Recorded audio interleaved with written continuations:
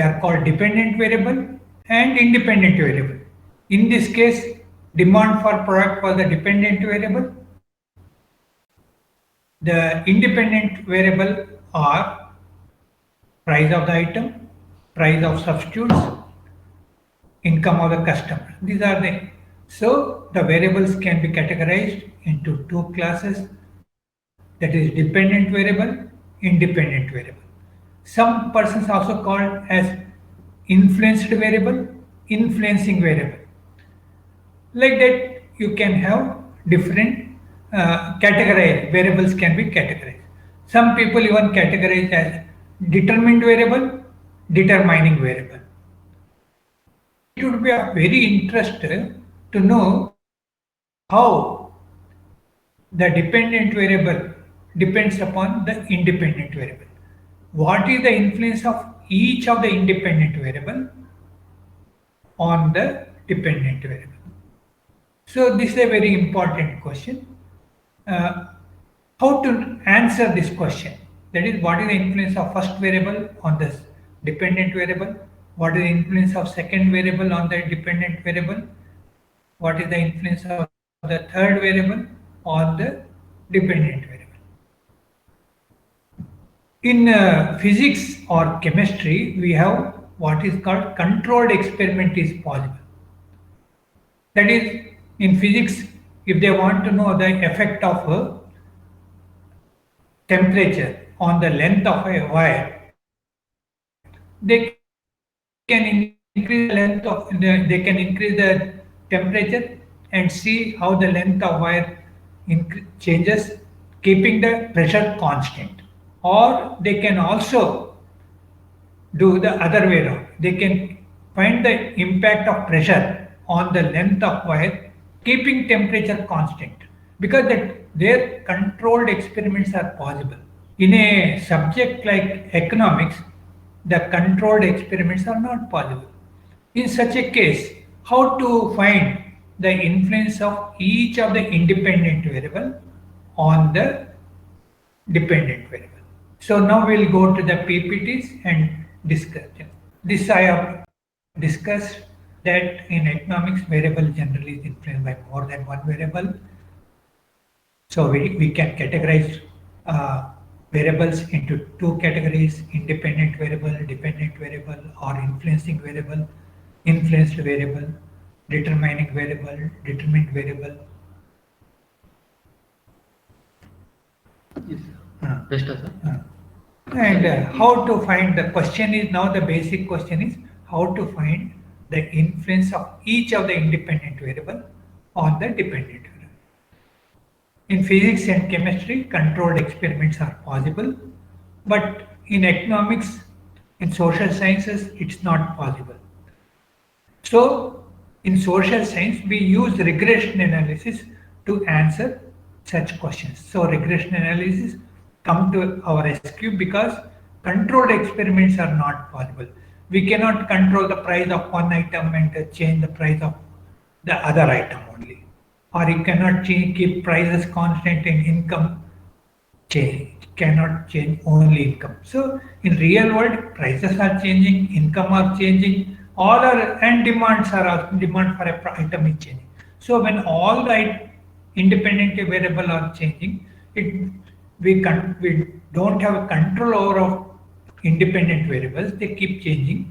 So in such a situation, regression analysis will be able to help us to find answers to our question, that is how to know the influence of each of the independent variable on the dependent variable. Now, earlier session was on correlation. There is a close link between the regression analysis and correlation. There is a close, they are logically related, but they are not the same. They are not logically related, but they are not the same. In correlation analysis, we only measure how strong the variables are correlated.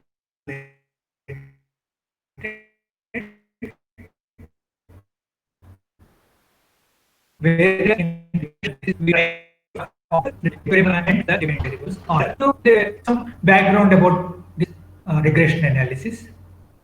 People say why this name regression has come. Why this name regression has come. So next sir, ಅದೇ why this term regression has come. So you may say there could have been progression. Instead, why do you call it as a regression? Why do you call it a regression? So if a positive person is minded, why if you want to name a person, your child, you say Vijay, like that, a positive method. No, a positive which gives positive meaning, not other way. So why regression? Why this naming regression? So how it has come? There is it how in why it came. There is a reason. This regression technique was first developed by Francis Galton, a scientist. He is a multifaceted person, Francis Galton, and he had a question. The question was that how the heights of father and height of sons are related. His question is whether tall fathers also have tall sons. Short fathers, will they have short sons only? What is the relationship between the height of father and height of sons? What is the relationship between height of father and height of son? This was his basic question. And he collected data on the height of fathers, height of sons, and tried to find the relationship. And using his own technique called regression technique, he made two interesting observations. First interesting observation is tall fathers in general have tall sons. Tall fathers in general have tall sons. Whereas short fathers in general have short sons. This, you say, it's not a very surprising. You also say, yes, we have found this, that tall fathers generally have tall sons, short fathers generally have short sons. This finding was not very thrilling. People say, I accept it. But what was more interesting was his second observation. Second observation was tall fathers in general have tall sons, but they are not as tall as their fathers. Let me repeat. Tall fathers in general have tall sons, but they are not as tall as their fathers. Suppose a father is 6.5 feet. 6.5 feet. Okay. Then his son will also be in general tall, but he may not be 6.5. He may be 6 feet or 6.6 feet 3 inches, 6.6 and a half, like that. So in general, tall fathers have tall sons, but their sons are not as tall as their fathers. In general. So in general, tall fathers have tall sons, but those sons are not as tall as their fathers. Likewise, short fathers have short sons, but they are not as short as their fathers. Suppose a person is there who is only 3.5 feet or 4 feet, but his son will not be as short as his father. He may be 4.5. So, short father will generally have short sons, but they are in general not as short as their fathers. So now what is happening? When you look at the height of the sons, the differences are narrowing down, and the height of son are moving towards a common height. The heights of the sons are moving towards a common height. There is a tendency to move back, tendency to go back. So that is called regression. Whenever tendency to move forward is called progression. tendency to move forward is called progression. Tendency to move back is called regression. So Francis Galton observed that the heights of the suns is moving towards a common height. They are moving back. Tall fathers, tall sons, but they are not as tall as their father, and they are moving to a common height. Similarly, short fathers have short sons, but they are not as short as their father. Again, son's height is moving towards a common height. So there is a tendency to move back to the common height. There is a tendency to move back to the common height. So because of this observation, he gave the name as regression technique. So, but that doesn't mean that you should apply this technique only to such a data only. Any data you can apply, but this is a small story about why this technique is called regression technique. This is, I thought, would be interesting. So, in regression technique, what we do? In regression technique, what do we do? We collect the data. Suppose I want to know the relationship between father, height, I call it as an independent variable. What is in regression technique? What do we do? First step is we want to know the relation between height of fathers and height of sons. Say height of father we call it as x, height of sons we call it as y. So y depends upon x. X is the independent variable, y is the dependent variable. Height of the father is the independent variable, height of sons is the dependent variable. So now we collect the data about the height of fathers and height of sons, and we plot on a graph paper. We plot this data on a graph paper. So we get a scatter diagram. We get a scatter diagram. That is a father, first father and his corresponding, what is his son's height. Second father, what is corresponding height. So every observation is plotted on the diagram, and we have set of points. Our objective would be to draw a line which passes through all the points. But generally, it is not possible because the points are scattered up and down. So generally, it is not possible to draw a line passing through all the points. Then next, we say, can we draw a line which passes through most of the point? Even that is also not possible because the points are scattered everywhere. So even to draw a line which is passing through most of the point is also not generally possible. Therefore, as a next best alternative, we say we should draw such a line that it is close to most of the point. Next alternative, best alternative would be to draw a line which is close to most of the point, and that line is called line of best fit. A line which is close to most of the points is called line of best fit, or sometimes people call it as a regression line also. It is also called a regression line. So once we have line, we also correspondingly we can have the equation of the line. So here we want to know the relationship between the independent variable and dependent variable. First we express in the form of an equation. Here linear equation is written as y is equal to a plus bx, where y is the dependent variable, x is the independent variable, and in our example y is the son's height, x is the father's height. So what are a and b? A and b are simple words. In simple language we can call it as constant, but more technical name is parameters. Broadly, parameter means constant. There is small difference between the constant and a parameter. Parameter means it is a constant in the short run.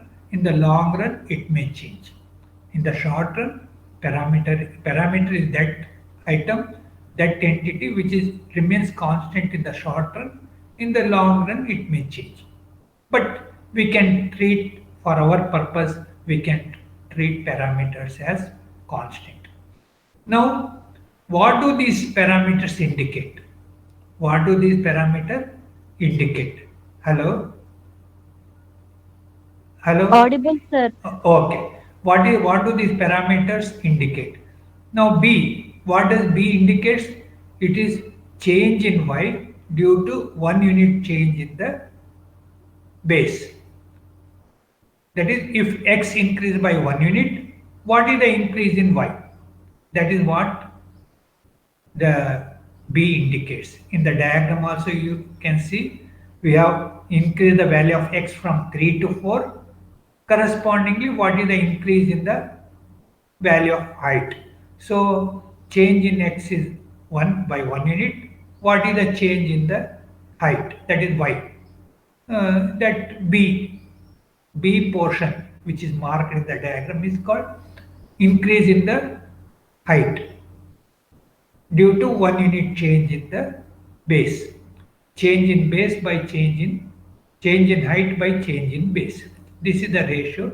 So for every unit change in the base or x value, what is the change in the y value? That is, if father's height is increased by 1 feet, what is the likely increase in the height of the son? What about A? A tells us the value of y when x is 0. A is the value of y when x is 0.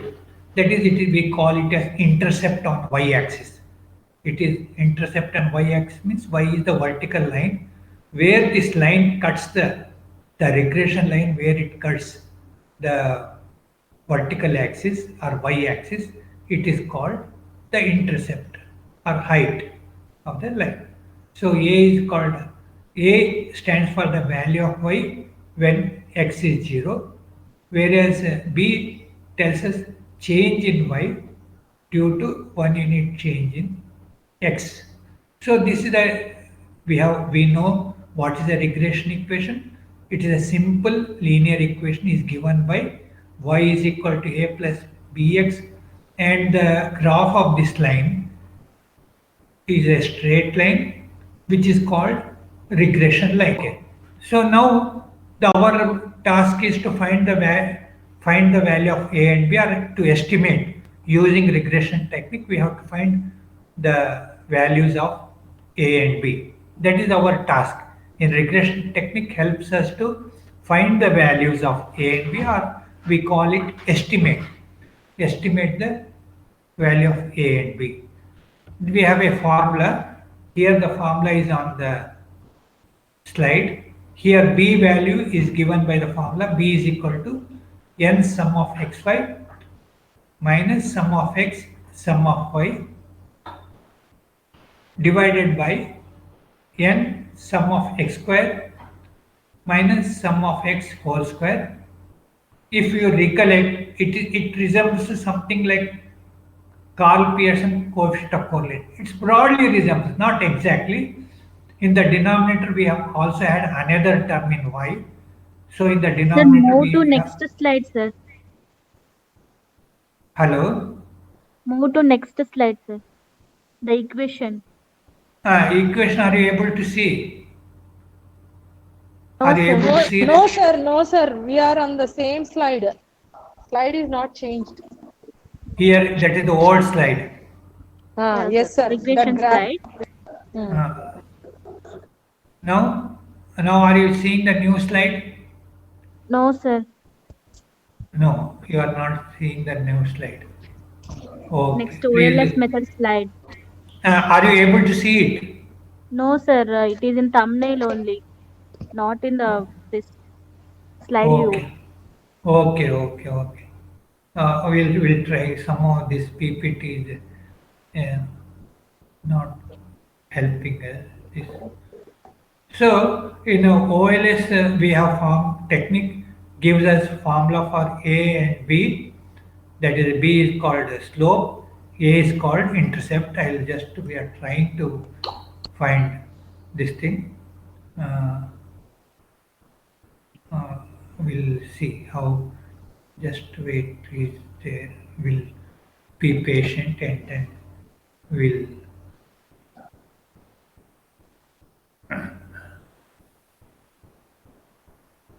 So far you have understood or any doubts you have? No doubt, sir. Understood, sir. No. Understood. Okay. Now these are the formulas for, and now in this example, we are X is the advertisement expenditure, Y is the sales. Using this data, we have data on the next slide. Now we are taking an example on how advertisement expenditure influences the sales. So the independent variable X1 is the variable, advertisement expenditure. The dependent variable sales Y. So we have calculated all the values X, Y, X square, all the values we have calculated, and we have got the values of A and B. And the equation is y is equal to 8 plus 1.2 x1. X1 means first independent variable. So this is the simple regression. In simple regression, we have only one independent variable. What is the dependent variable? Sales is the dependent variable denoted by letter y. Whereas independent variable x1 is the advertisement expenditure. So what do we understand? 8. What does 8 indicates? Even when there is no advertisement expenditure, sales of the company will be 8 units. Even when there is no advertisement expenditure, the sales of the company will be 8 units. And what does 1.2 indicates? 1.2 indicates for every unit change in advertisement expenditure, the sales will increase by 1.2. For every 1 unit increase in the advertisement expenditure, the sales will increase by 1.2. And what is the R square? That is R square here is the explanatory power of the equation. R square is the explanatory power of the equation. Here it is, we have got it as 0.96. That is 96% of variation in sales is on account of variation in advertisement expenditure, or it tells the explanatory power of the equation. Next equation, again we have tried that sales also depends upon the income of the consumers. So we have tried to fit another regression line. Y is equal to, again instead of x1 we'll have x2. Instead of x1 we have x2, another independent variable. X2 is the income, x2 is the, y is the sales. So the result is y is equal to 13.5 plus 1.3 x2, 1.3 x2. So what does it is? Even that means even if people have income 0, they will buy, because even if income people may buy because they have savings and other things. So the sales will be 13.5 even when the income is 0. And what does 1.3 indicates? That is the coefficient of x2. It means for every one unit increase in the income, the sales of the company will increase by 1.3. And here the R square is 0.6, if it is about 50% of variation in sales is being explained by the income. So the explanatory power is not very high, it's okay, moderate. And in we also have what is called, in the bracket we have given figures, like in the first equation, below 8 we have given 5.6, below 1.2 we have given 8.5, and I said these are all T ratios. The figures in bracket are T ratios. T ratios tells us whether our estimates are reliable or not. T ratio tells us whether our estimates are reliable or not. If T is more than 2, then we say our estimates is reliable. So here in the first equation, for 1.2, that is the coefficient of x1, the T ratio happens to be 8.5. So 8.5 is more than 2. So we say it's a reliable. It's a reliable. Similarly, in the second equation, um, the coefficient of x2 is 1.3, but the standard the T ratio is 1.97. It is slightly less than 2. So the result is not as much reliable as we desired. Then we have multiple regression. In the third, we have multiple regression. Multiple regression means we can have more than one independent variable. In the first two cases, there was only one independent variable. In the third equation, we have two independent variables. X1 and X2 are the two independent variables. That is, advertisement expenditure and income are the independent variable, which we expect that these two independent variables influence the sales of a company. So here again the coefficient of x1 in the multiple regression is 1.1. Earlier in first equation the coefficient of x1 was 1. So in multiple regression the coefficient of x1 is 1.1, whereas in earlier first equation the coefficient of equation was 1.2 x1, but there is not much change. There is small change, because therefore the results are reliable. Even T ratio is also very high, whereas in the coefficient of x2 is very much different. See, in the second equation the coefficient of x2 was 1.3, but in the third equation coefficient of x2 is 0.2. So there is big difference, and the T ratio is also below 2. Whenever T ratio is below 2, we say the result is not reliable. So this is how in this slide we have shown both simple regression result and multiple regression result. I said simple regression means there is only one independent variable. Multiple regression model means there are more than one independent. It can be two independent variable. It can be three independent variable.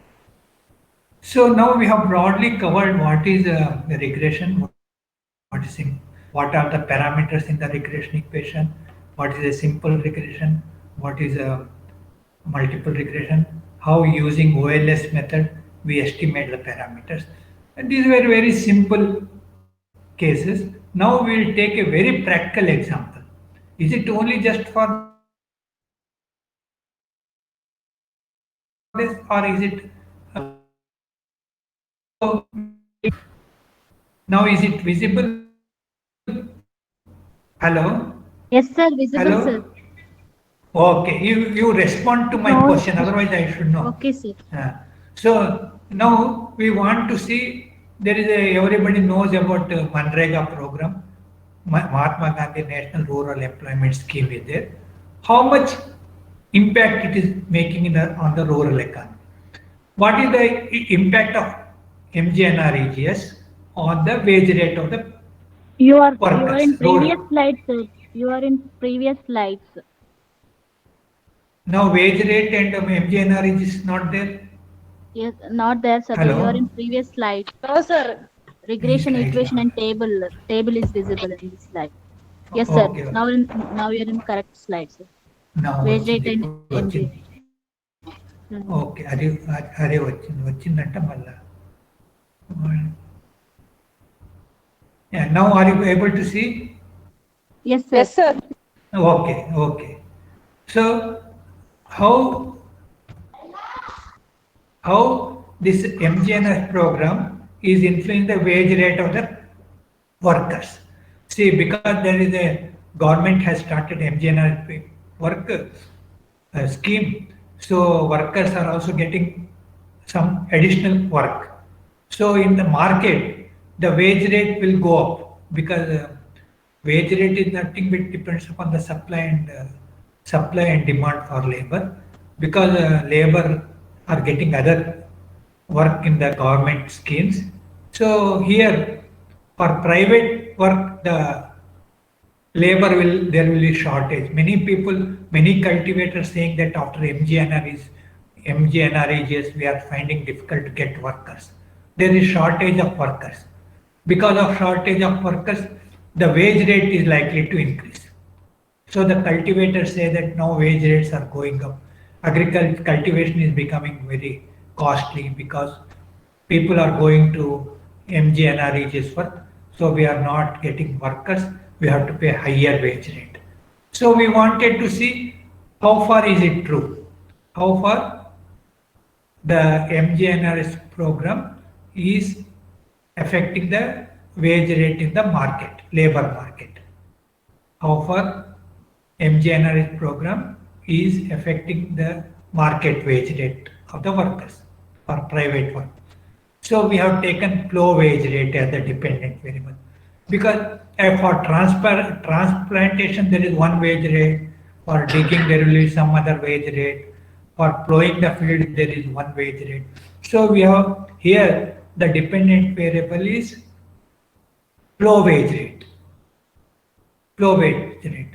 What is the independent variable? One of the independent variable is time. Time means year. So we have used the data from 1998 to 2012. We have used the data from 1998 to 2012.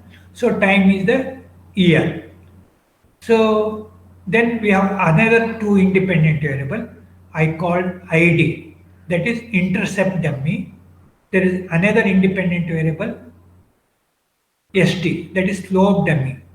So what are the independent variable? There are three independent variable: ID, intercept dummy, SD, slope dummy, T, time period. Now what is dummy variable? Dummy variable is a special type Sir, of again variable. PPT is lost, sir. PPT lost. Fine. If it comes, you tell us. Yes, sir. Now is it okay? No, sir. No, not yet.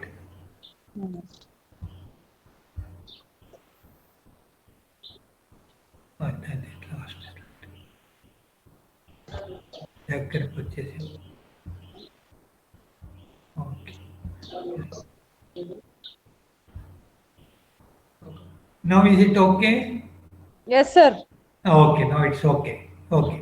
So now is it okay? Yes, sir. Okay. So ID is intercept dummy, LD is slope dummy. What is a dummy? Dummy is a special type of variable which takes value only 0 and 1. So we have the total time period has been subdivided into two subperiods. First subperiod is from 1998 to 2005, which indicates the period before MGNREGS. Second subperiod, that is 2006 to 2012, it is a subperiod which indicates after MGNREGS. So we are comparing the two subperiods, before MGNREGS, after MGNREGS, and we are running the regression. So now what does the result indicates that the time variable, 1 point coefficient of the time variable is 1.64, that is before MGNREGS implementation. The wage rate every year increased by 1.64, that is by ₹2 or below ₹2.